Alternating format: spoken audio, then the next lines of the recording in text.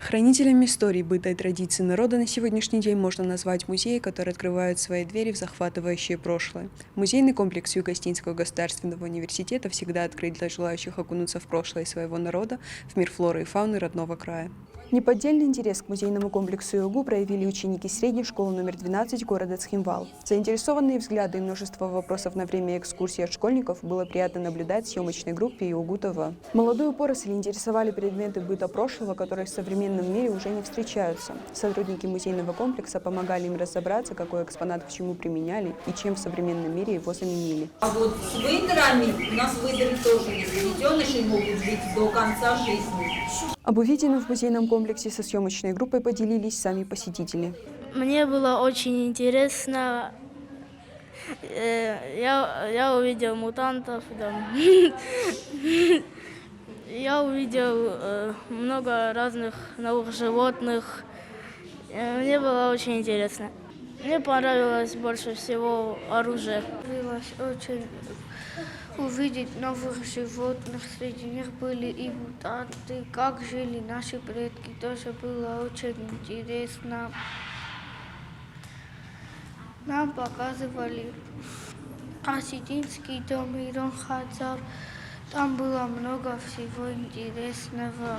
А что тебе понравилось там больше всего? Автоматы.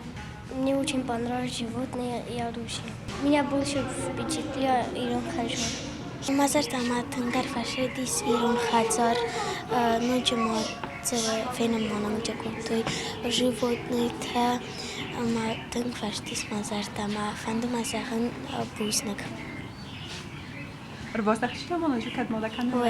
Мне понравилось то, что тут разных животных можно разглядеть-то, которые водятся в Южной Осетии. Пожалуй, если захочу, еще раз смогу сюда прийти.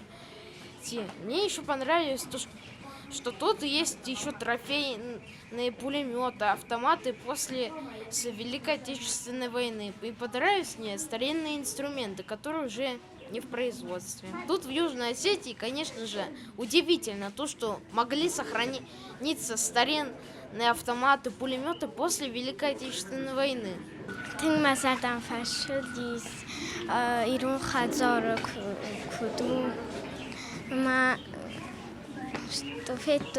Республика Южная Осетия, животные и Экспонаты приковывали взгляды не только детей, но и педагогов. По словам руководителя группы Инны Кудуховой, посещение подрастающего поколения музеев усилит их тягу к знаниям как прошлого, так и настоящего и будущего своего народа.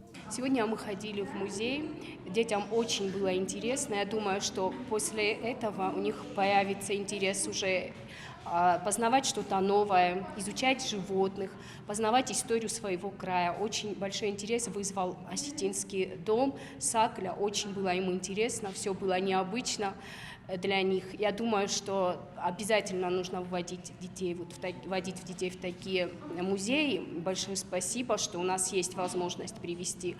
И, конечно же, я думаю, что в памяти детей останутся эти моменты, и они благотворно будут влиять на их мировоззрение, на их желание учиться, познавать и быть бережнее относиться к природе, к родному краю.